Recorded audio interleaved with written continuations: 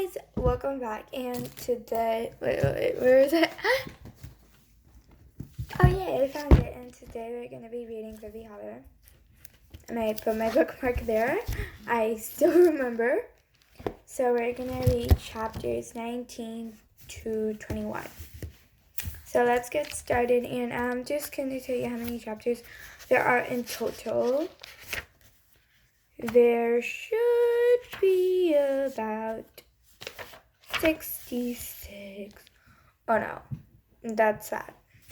But this is a really good book, so you will not regret that.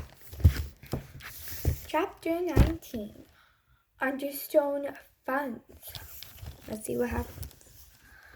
You smell that? Dallas asked. He was curled in his bed yawning. Florida sniffed. Pancakes, maple syrup. From below came the call. Dallas, Florida, breakfast is ready. Yum, Dad said, tossing his shoe at Florida. It sailed past her head and cracked the window. Oh, crud, Florida said. Just when we'd gone a whole 2 days without wrecking anything. Something break up there, Siri called. Dallas leaned over the railing. The window sort of broke, he said. Little bit of an accident. Florida joined Dallas to the railing. Now are you feeling like punishing us? She asked Siri. No, Siri said. I'm not. Are you feeling like punishing me? Why would we do that? Florida asked. Exactly, Siri said. Let's make a deal. If you kids won't punish me, I won't punish you, okay? Until we'll show you how to fix that window. Florida elbowed Dallas. She certainly is a goofy lady, Florida whispered. At breakfast, Siri asked, anyone seen my blue bowl? The one I usually put my fruit in? It's on the porch, Dallas said. You mind getting it for me, honey? Siri said, well, it's got stuff in it. Like what? Just worms and stuff. Worms? Siri said, in my blue bowl. With some mud to keep them from drying out. Dad said, want me to go get the bowl? Maybe not. Is there a rule about the bowl? Dad asked. A rule? Maybe I broke a rule about the bowl putting worms in it. You didn't break a rule, Siri said. Do you want a rule about the bowl? No. But most people have rules, Florida said. I see, Siri said. Taylor, do we have any rules here that you know of? Taylor scratched his chin. Let me think. A minute. Oh, yes, I do believe we have a rule about not letting any donkeys on the roof. You goof, man, Florida said. Taylor was making a list of final items needed for the river journey. One more trip to town ought to do it, he said. You've got enough money, Siri? Need to collect a little more from the Understone funds, she asked. What's that? Florida asked. A bank or something? Siri laughed. You could say that. It's our own personal private bank. 2 banks, actually. Terry has one and I have one. And I'm using this fund for my trip. And he's using my fund for his. Dallas added more syrup to his pancakes. Why don't you use your own funds for your own trips? Taylor said. No, sorry. Own trips. Taylor said, this way it's a present from me to her and her to me. So where are these private banks? Florida asked. I didn't see any banks around here. They're not real banks, Siri said. Just holes in the ground. Under stones? Get it? What? Florida said, you mean you buried a bunch of money in the ground and just put a little old stone on top of it? Well, Taylor said, it's a little more sophisticated than that. Not much, though, Siri said. We've got these metal boxes, see? And the money goes in the box in the ground. And then the stones that cover them aren't such little stones. They're more like big stones. Siri, Taylor said, I don't think we should. Florida stopped eating. Wait, you mean to tell me you've got a bunch of money just sitting out there in the ground for any old thief to come along and steal it? Siri waved her hand in the air. Shoot, hardly anybody ever comes through this holler. Siri, Taylor said, but Siri chattered on. And how are they going to find our hidden stones out there? She pushed her hand toward the window overlooking the holler. You know how many stones are out there? About 1,000,000. She smiled, satisfied. So if you two don't mind tidying up these breakfast things, Ted and I will go get to our private banks and get some money, and then we'll all go into town, okay? Dax and Florida stared out the window as Ted and Sari set off up on the hillside. I'm getting an idea, Florida said. Are you getting an idea? Dax nodded. I'm getting a tiny little idea about buried treasure. Is that what your idea is about? Yep, she said. I'm feeling a little itchy too. You know where they're going? That's an idea too, Dallas said. And I'm getting another idea that maybe those two shouldn't be out there all by themselves hiking up those hills. You know what I mean? Heck, they hike up there all the time, Dallas said. But Florida irked. This time they probably ought to have somebody knowing where they are, right? Okay. Chapter 20. Through the holler. Tiller and Sari had lived so long in Ruby Holler that they knew every twist and turn in every path. Every foxhole and beehive. They knew where the stream was wide and where it was narrow, where shallow and where deep. They could have made their way through the holler blindfolded. They were familiar with every species of plant and tree, and although they might not have known the technical names for them, they had their own names for things. There was the picnic tree with the huge overhanging boughs underneath, which they'd often had picnics with their children. Nearby were the tickle violets, which used to make their youngest daughter laugh when she touched them. Near the stream was a bear bush, which had frightened their oldest son once when he thought it was a bear crouching there. It was beyond the picnic tree that Sari and Tiller split up, each heading to the other's understone fund. It amused Sari as she made her way through the tickle violets that she and Tiller had managed to keep their hiding places secret from each other all these years.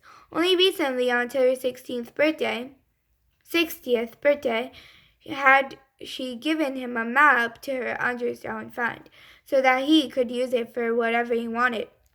And on her 60th birthday, Tiller had done the same, giving her a map to his fund to use for whatever she wanted. She felt privileged now, knowing the way to her husband's understone fund, and she leaped over a log. She felt as if someone had erased 30 years, and there she was with her children again. As Sarah made her way around the bear bush and across the stream, he too was thinking about how he and Sarah had kept the location of their understone fund secret from each other for so long. It was as if they'd had to keep one little secret from each other all those many years. But as to why they'd had to keep a secret, he didn't know. Then he thought about what Sari had said about the holler seeming empty after their kids left, and that seemed like another secret they'd kept from each other. He wondered why they hadn't talked about it, why they'd both pretended that it hadn't bothered them that their kids were gone. Florida and Dallas had only been in the holler for a few weeks, and although they had run up and down its hills and shouted across its streams and thrown mud at each other and scrambled over bushes and up trees and spit in 100 places and dug up worms near the damn creek bank, they did not have very good senses of directions once they were out of sight of the cabin. I saw them go up this way, Florida said, but then they split up. Did you see which way they went? Dallas was imagining that they were tracking pirates who would lead them to buried treasure. He narrowed his eyes and surveyed the territory. Vanished, he said. Shh, I'll go down here. I'm pretty sure the old man went this way. You go up there and see if you can spot that old lady. They've got names, you know, Dallas said. What are you so grouchy about this morning? Nothing, just don't like losing the trail, that's all. He crouched low, examined the dirt, and headed up the hill. Chapter 21, and the last chapter for now. Lost and found. Dallas, Florida, Tara called. They knew would be right back after We gotta understand funds, didn't they? Siri said. Where do you suppose they went? Terry sat down on the porch steps, took out his whittling knife and a piece of wood from his pocket, and shaved silvers from the back. Maybe they went chasing after a squirrel or something. He kicked at the shavings near his feet. I'm not used to waiting around for people. Makes me itchy. She reached her own pocket and withdrew her whittling knife and a block of wood. She turned the wood round and round in her hands, closing her eyes and feeling it with the tips of her fingers. As her knife moved nimbly over the wood, shavings drifted down the steps, mixing in with Taylor's wood chips. Taylor, you know what I was just thinking about? Buddy. Buddy? Our son Buddy? I know who the ding-dong Buddy is, Taylor said. I just meant, what was it you were thinking about him?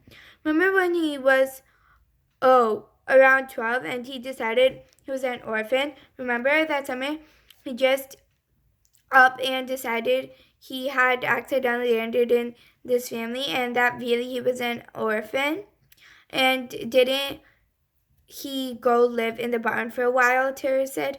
2 whole months in the barn. Yep, I'm remembering that now. When I asked him what he was going to eat, he said he'd manage on worms and stuff. Worms? Siri said. I'm still not entirely sure what he did eat. I think the other kids snuck him stuff. I snuck him some food now and then till I admitted. Okay, I admit it. So did I. Left a bucket by the barn door. How was it and he eventually gave up on living in the barn? Tara asked. You remember? We made those getting over being an orphan cookies, those triple chocolate things, you know, the ones your mom taught you to make? Oh, right. Buddy sure liked chocolate. Try calling them again, Sari said. Dallas, Florida. From distant came a muffled call. Terry and Sari pocketed their knives and stood. I know exactly where that's coming from, Terry said. Over by the bear bush. They found Florida failing in a patch of briars on the far side of the tree. I'm stuck all to bits, Florida grumbled. Stupid putrid bushes trapped me. One sec.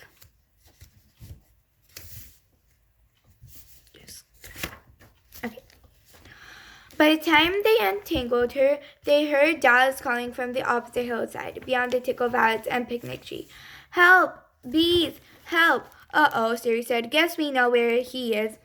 As they all headed back to the cabin, Taylor said, What were you after? Nothing, Florida said. We were after nothing whatsoever. How come you didn't wait for us? Siri said.